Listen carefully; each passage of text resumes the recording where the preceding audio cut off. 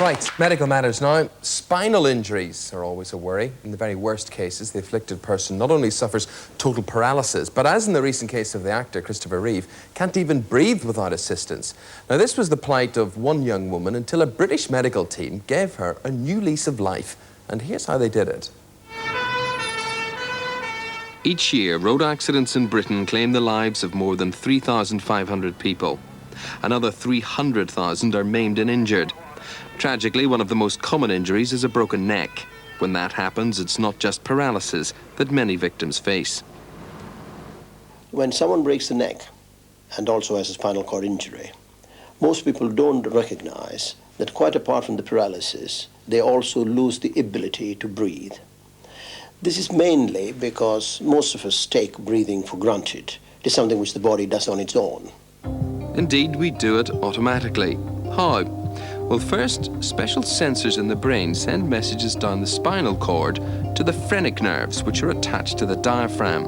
The nerves stimulate the diaphragm, making it flatten. This causes the chest cavity to expand, enabling the lungs to inflate and deflate. But when a break occurs in the neck or spinal cord, the messages can no longer get through and breathing becomes impossible.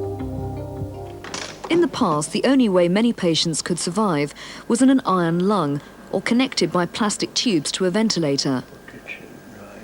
In either case, they had to rely on a mechanical breathing system. But now, there is another way. Meet Christine Leung. 6 years ago, after a car accident, it looked as though she would be confined to a bed and a breathing system. But now she's studying to be a lawyer at the University of Central England. How? With the help of a unique technology called the phrenic implant or stimulator. The biggest advantage of breathing with a phrenic stimulator is that it is an immeasurably more natural mode of breathing. There are no tubes connecting your neck with the ventilator machine, but most important of all, it is the regaining and the restoration of the quality of life and the ability to be moving around wherever you want to go. Being able to enjoy a normal life, to go out and meet friends, has transformed Christine's life. But how does the implant work? Nerves normally respond to electrical pulses from the brain. The phrenic implant sends artificial electrical pulses, fooling the phrenic nerve and making it flatten the diaphragm as in normal breathing. But it will only work if the nerve itself is undamaged and able to respond to the electrical pulse. So they test to see if the nerves work by using a magnetic stimulator. It fires magnetic waves through a loop placed over the phrenic nerve. If the nerve is intact, it's stimulated and it makes the diaphragm move. And that movement is registered on monitoring equipment.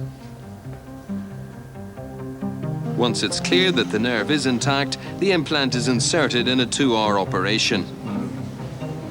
The phrenic nerve implantation is a major surgical operation, and we start by having a vertical cut on the breastbone, which allows us to expose the heart, and the phrenic nerve runs on either side of the heart. To stimulate those fibers, we attach 2 small electrodes on the side of the heart where the phrenic nerve is at its thickest. They are then connected to a small radio receiver pad through the chest wall, placed under the skin. A rubber antenna is then placed over the skin. The antenna passes on radio signals to the receiver from a transmitter that the patient carries at all times. The rate of breathing is controlled by settings on the transmitter, and when Christine calls for her regular checkup, the settings can be adjusted by this machine. So what's her verdict on this pocket miracle?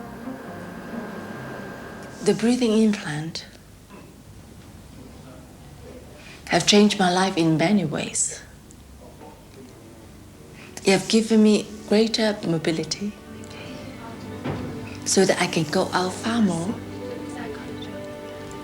able to attend university every day, and certainly make the quality of my life much better now.